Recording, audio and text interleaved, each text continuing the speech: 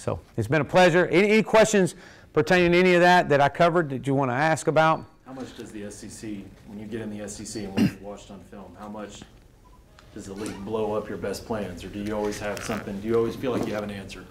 Well, I think every play has an answer. You know, and you know what the answer is. Now sometimes they got great answers too, and so as far as, you know, without just disclosing a whole lot with it, I mean, it's you know, you've got answers. If they're going to bring this certain pressure, there's always a weakness somewhere. It's just whether or not you can do they hide their pressures good enough to where it's too late to get to your answer.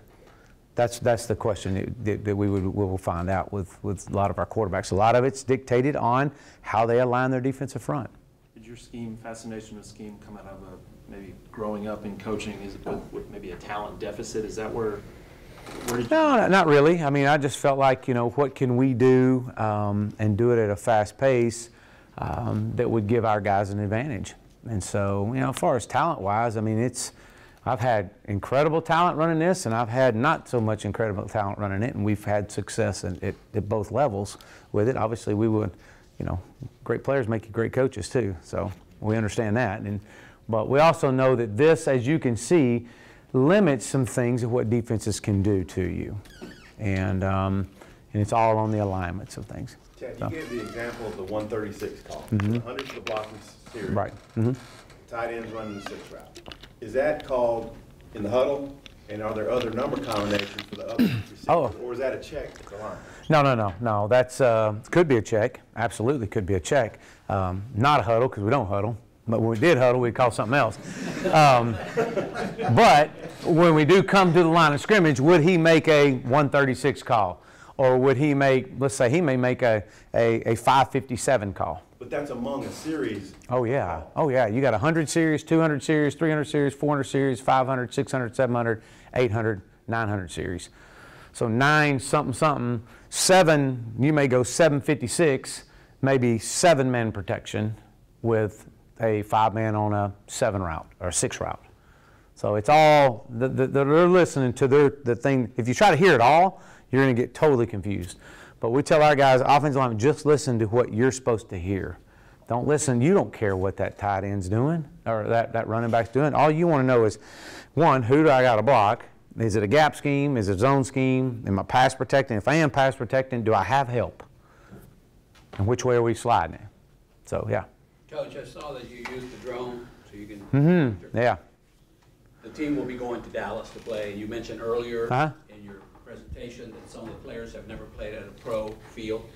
Will you have an overlay of that when you do your teaching? Oh, absolutely. No, we will. And of course, these guys have played. The majority of these guys, outside of the freshmen, hadn't.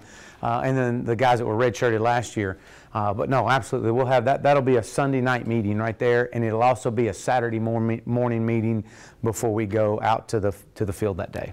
There's no doubt about that. Just to remind them. And it's very important for special teams, too.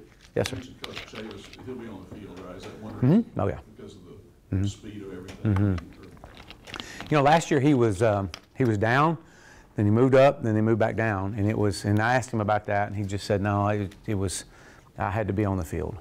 You know, it was a lot that dictates on, you know, if you got a bunch of freshmen, you got a bunch of young kids playing for you, you want, you know, Joe is in a box, but Joe's been on the field, and it's a little different because he and I are working together and all that, but there's times that you have a lot of freshmen that, you know, they need to hear, and they need to see the urgency on the coordinator's face. They don't need to hear it. They need to see it and hear it.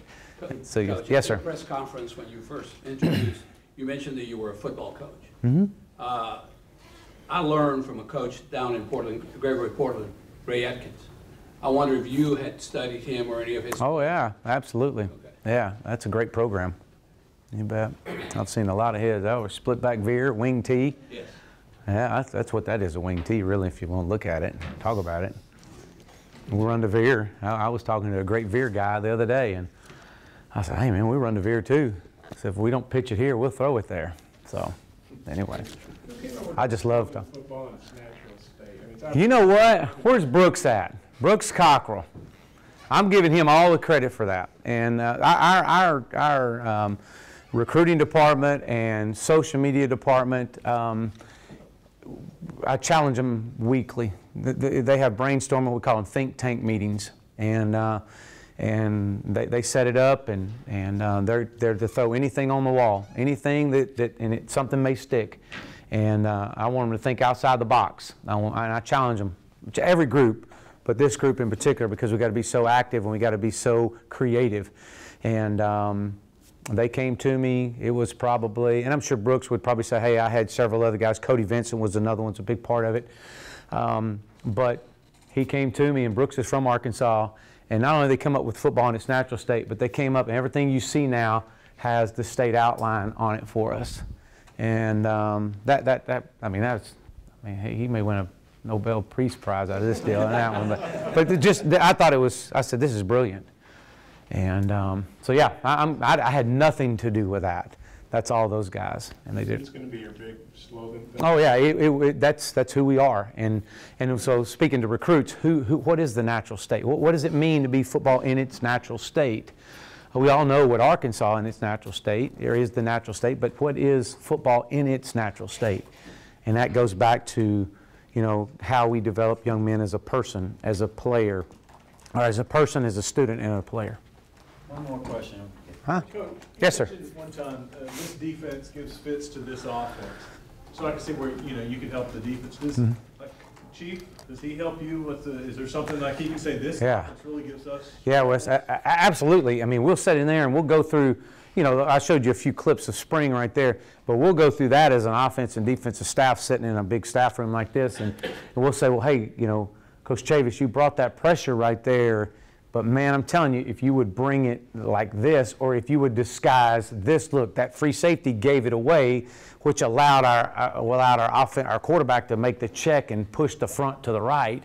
But if he would have kept his hat down or his stance squared a little bit more, Coach, he would have never seen it. So it really worked, complement each other. I mean, that's when, hiring Coach Chavis, one of the first things I said to him that night when I called him, I said, Coach, I can help you.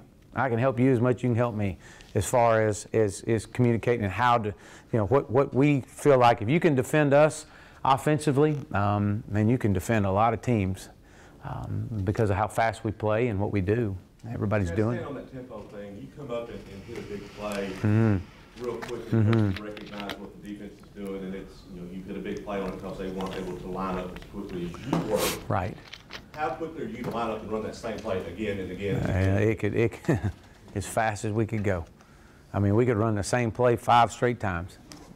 I mean, if it's working, that's common courtesy to keep running it. But that's ultimately what tempo is, right? That's right. And changing it up too. So tempo is how fast I can go, but also can I stop? Now you got them on their heels and they're going fast, and now we're going to stop, check sidelines. Stop, check sidelines, check it again. Next play we may huddle. And what few times we do huddle. We may huddle and break out, but when we break out in a fire alarm. And it's in a fast pace. So changing it up and down.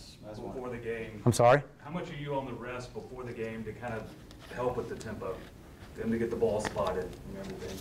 Oh yeah, no, we have, the officials come in and we'll meet, and we'll talk about, hey, this is what we look for, and how quick do you spot the ball? And usually you got the officiating crew, you've kind of watched them a little bit earlier through the course of the week, kind of get an idea of how fast they move.